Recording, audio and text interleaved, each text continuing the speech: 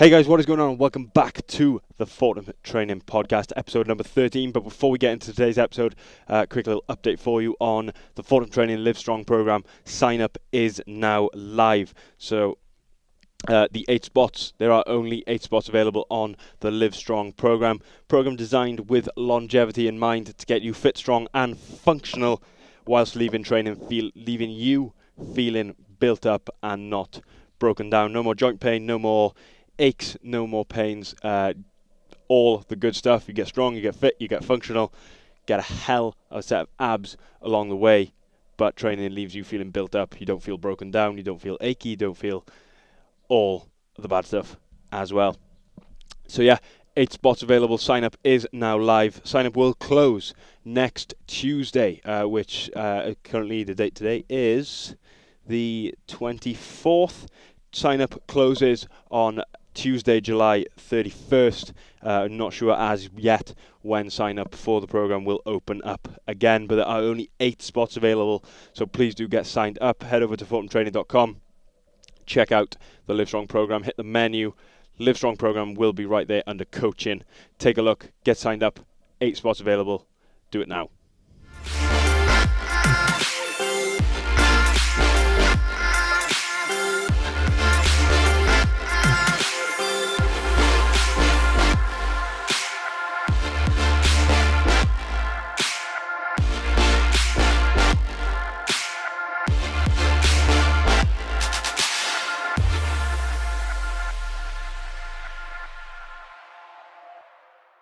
Okay, let's get into the episode. Episode number 13. Today's episode, all quite on topic for what's been going on recently, and that is the reason for this episode.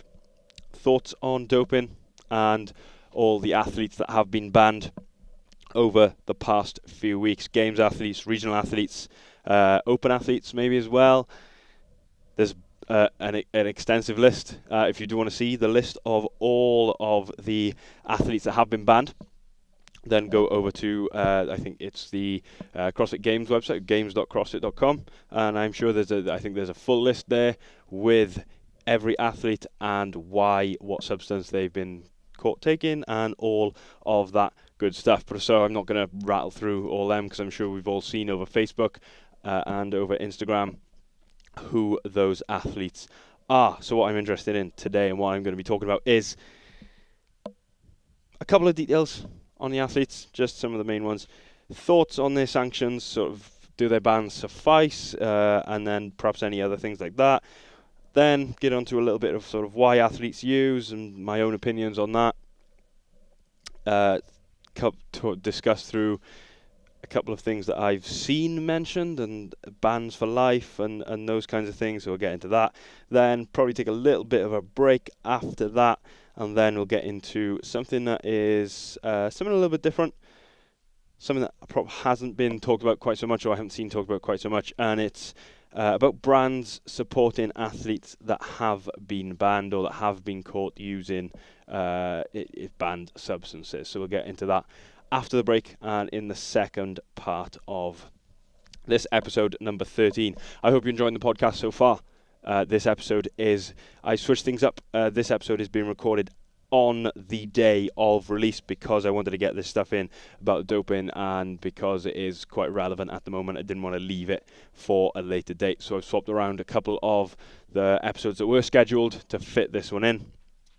So yeah, let's get things started. Athletes that have been caught, 2 of the main ones, 2 games athletes.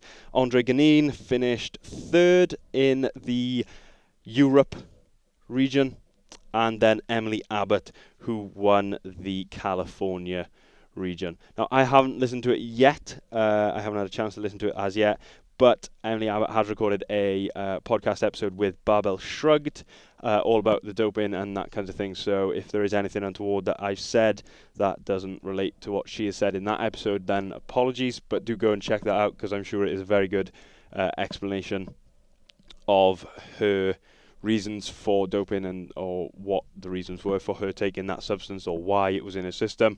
So do go and check that out. But yeah, firstly, sort of talk sanctions. We'll get into it a little bit, but why athletes use.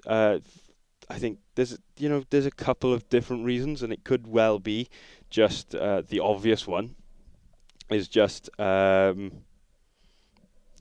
be a better athlete, to win competitions, to be up there higher up on the podium, get on the podium, finish higher up, finish higher place, whatever it is, just generally be a better athlete, and giving yourself the sort of the advantage of using banned substances to help you get up there. And that could be simply it for well, I feel it could be simply it for some, but I think a lot of and we've seen it a lot more, sponsorships, and with CrossFit growing as it is, and with it growing as it is, sponsorships for the athletes are sort of where they get their money from. That's the majority of where they get their money from. Competition winnings doesn't necessarily make up the majority of their income. So for them to be a full-time athlete, and for them to allow themselves to be a full-time athlete, they have to get their money from, most of their money comes from sponsorships. So I think and those sponsorships come from being competitive and being higher up the leaderboard, finishing higher up. Finishing higher up gives you that exposure, finishing higher up in bigger competitions, like finishing well in the Open, the regionals, getting to the games. Like, how much exposure does the games get you as an individual is absolutely massive, and that makes that individual a very lucrative target for sponsorships. And it gives then that individual finishing higher up and getting that exposure in the games, by them being sponsored by that company, the company is associated with that athlete, and I think we kind of generally get the idea of how it works. And and with CrossFit getting bigger and bigger, it definitely is. Sponsorships are definitely sort of becoming more lucrative for both the companies and the athletes themselves, in terms of what the athletes get in terms of monetary value. So by them then finishing higher up the leaderboards, finishing better, placing better, getting themselves to the games, that can be worth many thousands to the individual athlete. So to get there, I think you could well be easily tempted by banned substances that are going to give you more from the work that you're putting in training. Doesn't necessarily mean, and that's something that I've seen a lot of as well, is people crying out, "Oh, you're not working as hard as these other athletes that are going clean." But I don't think that's necessarily the case. I think when the athlete is using banned substances, they're working just as hard as the athletes that are going purely clean. But what they are getting from their training by using the banned substances, they get a lot more back from their training. They can recover quicker. The body is stimulated much more easily. It's just a lot easier for them to get the benefits of the training compared to a clean athlete. So I don't necessarily think it's them not putting in as much work. I just think it is the benefits they get as when doping is, or using banned substances, is that they get more benefits from their training more quickly. So I think for the people that do say and call people out for not working as hard when they're using substances, I don't think that is the case. But yeah, getting a little bit off track. Going back to sponsorships, monetary gain. Monetary gain is pretty up there for what I think is one of the reasons. Money makes things a lot easier in the most part, and I think just wanting that money and wanting the fame of being up there on the leaderboard and everything that comes with that in terms of the exposure from being up there in the games, exposure in terms of Instagram followers, Facebook likes, subscribers, whatever it is, you get all that. And then with that, along with that, with the exposure that you get from that, and then the attention that you've got from those new followers, comes sponsorships. With sponsorships comes a lot more money. And money, that's where I feel like the monetary gain comes into it.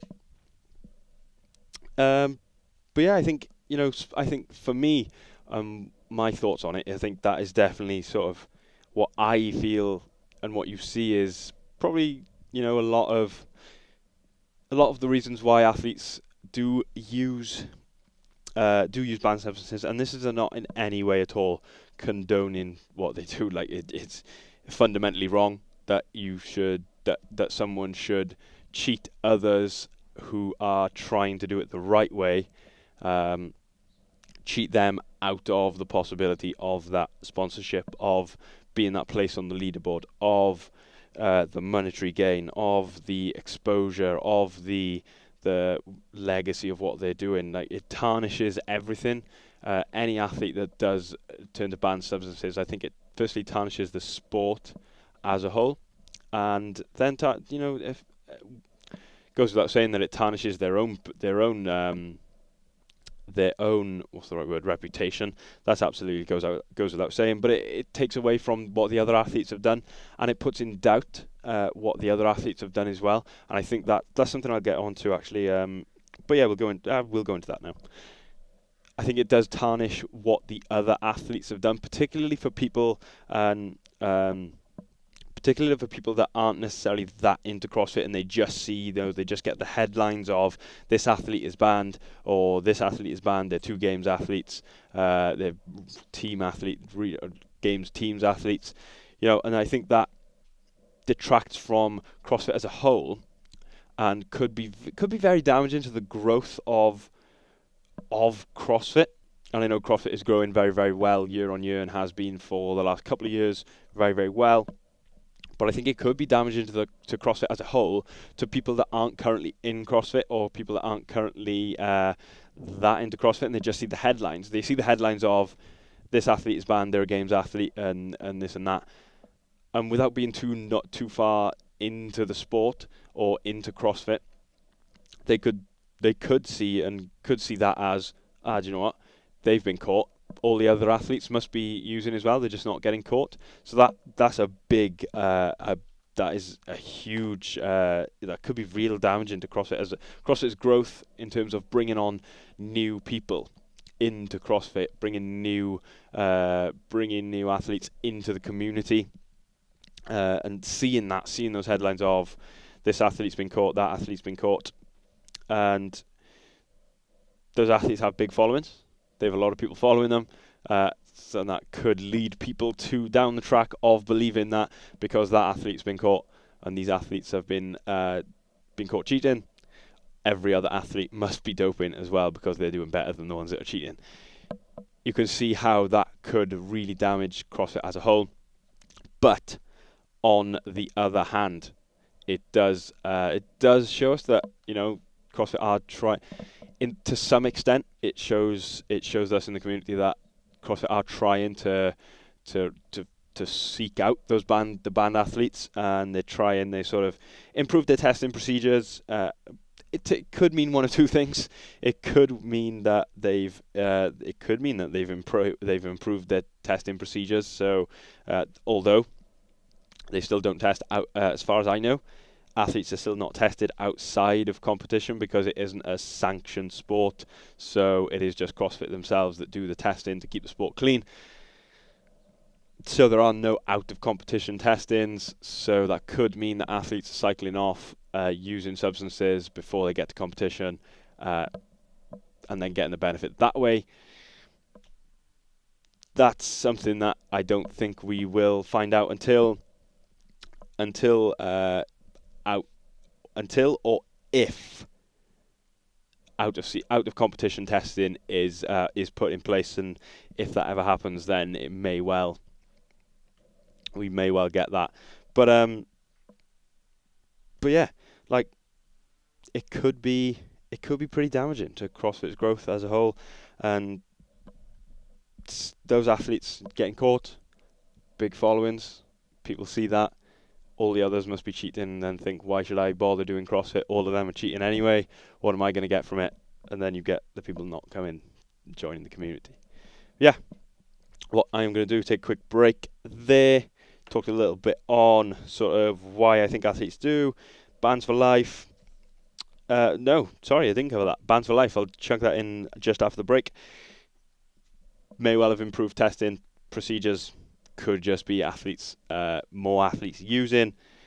Could be damaging to the growth of CrossFit. I will see you in part 2.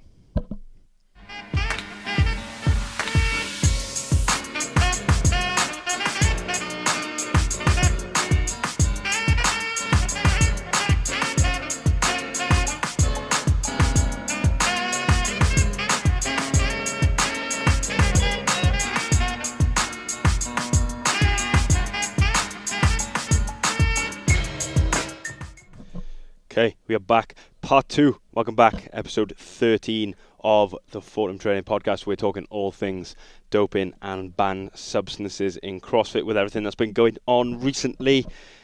Got myself a coffee. This episode, forgot to mention at the start, this episode is fueled by the guys over at Super 7 Coffee.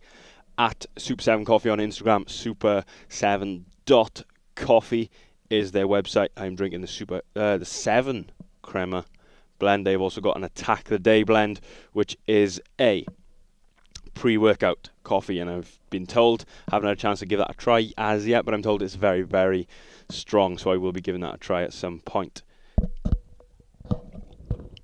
Apologies to you watching over on YouTube. A little bit of technical difficulties in that first part. We lost a little bit of video, but we are back with the video in this part 2. So yeah, if you are listening over on iTunes, I want you to know that we are also over on YouTube in full video, usually in full video. Half of part 1 is not in video, but we are back now. We are also over on iTunes for those of you watching on YouTube, and we are also on Stitcher on Android. Okay, let's get back into it. What are we talking? We're talking a couple of things that I have seen people talking about. Should athletes be banned for life? Should athletes be banned for life? Firstly, for me, I think no. I think, I don't think athletes should be banned for life. I think there are ways around athletes not getting banned for life, but still being made sure that they aren't taken. They aren't reusing, and they aren't what's the right word? Still cheating when they come back after their bans. Athletes get 4 years. They get a 4-year ban from competition, which I think is, for some athletes is going to take away a lot from what they're doing. Obviously, they're still going to train, they're still going to post online and post all this stuff, but I think they're going to lose as an athlete when you are caught taking banned substances. I think you do lose a lot of your, immediately, obviously, you use a lot of your credibility. You essentially then lose, with losing your credibility, you lose a lot of the attention, perhaps a lot of the followers that you perhaps would have had.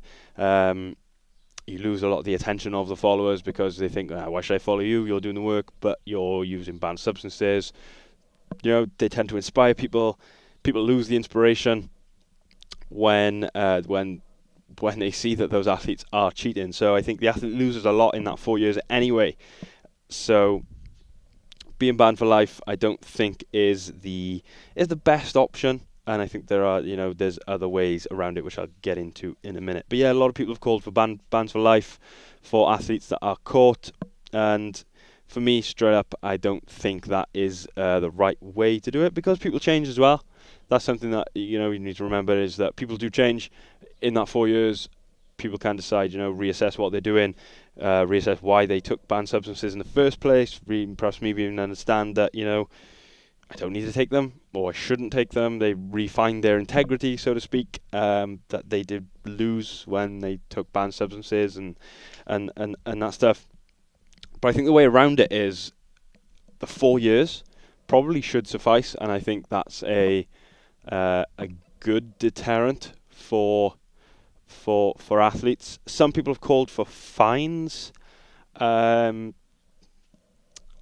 me, I don't think you can justify a fine for athletes that are cheating. Firstly, because CrossFit isn't a sanctioned sport. It's something that's been put together as a sport by a private company. So I don't think CrossFit I don't think you can justify issuing fines to people that are caught doping, caught cheating, caught with banned substances, whatever it is. I don't think you can justify people being fined. I think that would be even more of a deterrent to athletes. But I think that would be even more of a deterrent to athletes. But I don't think that's something that can be justified realistically. What I think should be done, or what I think probably should and can be done, are perhaps more rigorous testing procedures. I think it's probably visible that testing procedures have been improved as of the past couple of years, just by the number of athletes that have been caught. Probably the most most big profile case was last year. Ricky Garrard finished third, then after the games got caught. So I think, and then moving on to this year with 2 games qualifiers, Andre Ganin, Emily Abbott both being caught. I think that does show to some extent that the testing procedures have been made more rigorous. But like I mentioned in the first half of the podcast, first part, there are no out of competition tested. There is no out of competition testing, so athletes can pretty much I think you do have to know a lot more and you do have to know a lot more about the substances and what you're using for it to work. A lot more than I know personally. You could cycle off before competition and before you get tested to make sure that when you are tested in competition that you are clean. And do I think some athletes are doing that? I absolutely do. I do think there are some athletes that are able to do that. Just because now that there have been athletes that have been caught, and it seems as though the testing procedures are more rigorous, it does seem that athletes are probably going to go more down that route of trying to cycle off and then show a clean test in competition. But yeah, in terms of should they be banned for life, and just come back to close off this segment, should they be banned for life? No. A lot of people have called for fines. Apologies. A lot of people have called for fines. I don't think that's something that can be implemented either. I think what should be implemented are more rigorous procedures, and those that have been banned previously are tested more rigorously when they return to competition to make sure that they do not do the same again. But yeah, that is it for that segment. I wanted to move on. This is something that I had scheduled for part 2. Brands supporting athletes that have been caught, and I just want to give my thoughts and sort of what I think. And I think for me, I can give a well-qualified opinion in that I run a brand. I have run a brand, and I do now coach. And I wanted to give sort of my thoughts on what I think of it, and sort of trying to take things from both sides of sort of the brand supporting the athlete and what the athlete gets, and then from the community how they see things as well. And there's been obviously with these athletes, most of these, as they are high profile athletes, they are games athletes or team competitors. They all do have sponsors. From what I know, from what I've seen, they do all have sponsors. They've got a lot of followers. So their sponsorship is quite lucrative to the company that is sponsoring them, brings them a lot of revenue, brings them a lot of attention, and that's exactly what companies want, is the attention of the athletes that they are sponsoring, or the attention of the followers that follow the athlete that they are sponsoring. And that's exactly why brands do it, firstly. But yeah, there's been with these athletes being caught, and there are brands that have stuck by their athletes. There are brands that have stuck by the athletes and said that we will continue to support you after them being caught cheating. And I think this takes on one of two ways, and it depends on how you look at it and sort of what is I don't necessarily think there's a right way. I think it very much depends on the context. And a lot of people would probably have seen this. It was at Brunette Strong on Instagram. I can't remember her actual name off the top of my head. I'm sure I'll put it in. I'll put it in over the screen for those of you that are watching on YouTube. A lot of people. She has been caught. She's sponsored by Savage Barbell, and she has been caught cheating. And Savage Barbell came out and commented that they are going to support her no matter. Oh, apologies. Wasp just flew past. They said that they were going to support her no matter what happened, and that even though she was banned, they would continue to support her. And there was a lot of negative comments. There was a lot of negativity from people aimed at the brand because they continued to sponsor the athlete, and they questioned the integrity of the brand. Obviously the integrity of the athlete is questioned, but I think mainly from the comments and what I read after that was the integrity of the brand was being questioned very, very heavily, and the comments were various comments. There was no integrity, chasing the money, I liked your brand, I no longer do, you have no integrity, things along those lines. And I think you can definitely look at this in one of two ways. And you can look at it firstly from the point of view of the community, with the community being the people that are commenting and saying that the brand has no integrity. And I absolutely get it. And I understand why people would be upset that the brand continues to support someone that has been caught cheating and has been caught with banned substances, and sort of dragging down the whole sport. I think is the real crux of it. And I can really understand why people would disagree with the brand continuing to support someone that's cheating, because then it sort of takes the view of the brand condones that cheating, and the brand condones what the individual did to get caught cheating and what they've been doing to get themselves to that point, and cheating their way into the sport and cheating their way through the sport, taking things away from clean athletes. And I completely understand the comments that were made towards the brand and towards the comment that the brand left on the individual's post and that thing. And I can understand people's disgruntledness, but then there is also sort of, on the other hand, you have the integrity of the brand to the athlete. The brand is showing integrity to that individual athlete because the brand, and this is where it sort of differs from the point of view of the community and the point of view of the brand. In that brand's point of view, they have shown integrity to that individual athlete to support them however they feel necessary, however that athlete feels necessary to act, to do, to perform. That brand has shown integrity to that individual athlete and continue to support them even when the rest of the community is targeting that athlete. And bad word, targeting, is scrutinizing that athlete for them cheating. And I completely understand the brand supporting that athlete because they've picked that athlete as a sponsor. They've picked an athlete to sponsor them because they believe in what they do, they believe in what they're doing, and they've even when the athlete has been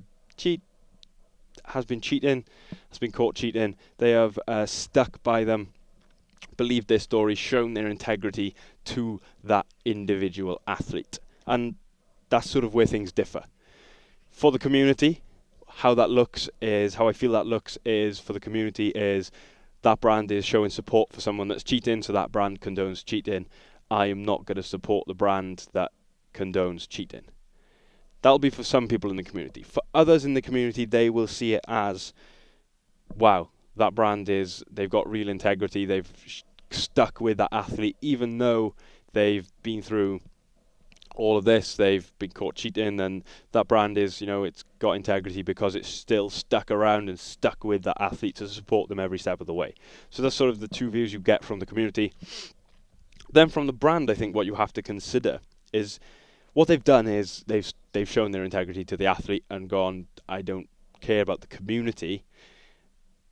I've shown what I needed to that athlete. They're going to stick with the athlete, whatever it is, however it comes. We're going to show our support because we've chosen to sponsor them.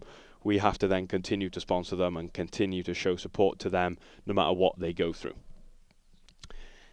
But I think as a brand, it is a difficult position to be in, because whichever way you go, there's going to be people that aren't happy.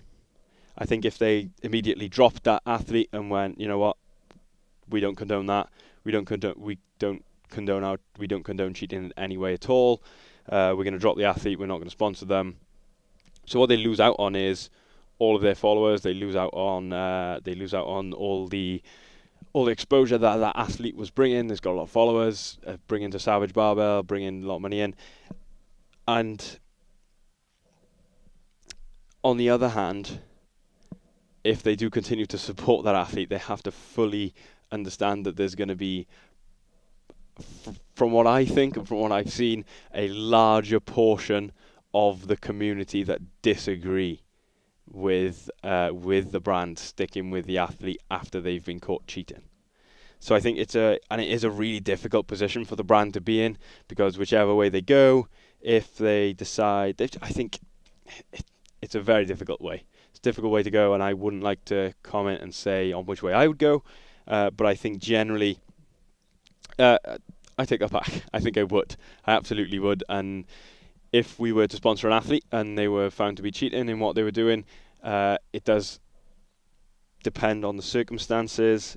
But for me, I absolutely do not condone cheating or using banned substances, because it absolutely takes away from everyone else that is trying to get there on their own merit and on being fully clean and getting there on their own merit. And I think if that was something that we did, and we sponsored an athlete and they were found to be cheating at that level, then it would be a case of we are no longer sponsoring. That's not something that we can go on doing. But yeah, either way, it is difficult. They have chosen to stick by the athlete and show their integrity to that individual athlete, regardless of the community and what the community are saying. But I think whichever way, it was going to be a difficult decision. And I think the community has to respect that as well. If you don't want to support the brand, don't support the brand. You don't have to. Like, if you do want to continue to support the brand because they feel like they've shown integrity, or to the individual, not necessarily to the community and to the sport of CrossFit, then, you do you. It is completely up to you either way. But yeah, I think that's going to close off episode number 13. All things doping in CrossFit, all things drugs, cheating, steroids, all of that stuff covered. If you do have any questions, if you do have any thoughts, this is a super contentious one, so I would love your thoughts and what you think about it all. So please do get in touch on Instagram at Fortem.training or at Kieran Douglas Jones. Send me your thoughts. I really would like to hear from you. Send us an email, info@fortemtraining.com. I would absolutely love to hear your thoughts on anything that was spoke about in this episode, because it is currently in quite the public eye, or sort of in the community. It's in the public eye. So I'm sure a lot of you have many, many opinions, and I would love to know what you think on it all. So please do send it my way. But yeah, that's it for episode number 13. We're going to be back with our regular scheduled episodes as of next week. So yeah, like I said at the start, this episode has jumped forward a little bit, been recorded on the day of release, and the pre-recorded episodes that I had scheduled have just been pushed forward a week so we can get this episode in, because it is quite a talking point at this current point in time. So yeah, all that remains to be said. Thank you so much for listening. Go and follow over on Instagram at Fortem.training. Follow me at Kieran Douglas Jones. Whole load of training content, whole lot of cool stuff coming on both Instagram pages. Please do go and check them out. Also, sign up to the Live Strong program if you have not signed up already. Remote coaching template program with individualized nutrition. Get fit, get strong, get functional. Training build you up, not broken down. No more aches and pains. Get yourself a hell of a set of abs along the way. Thank you for listening. See you in the next episode.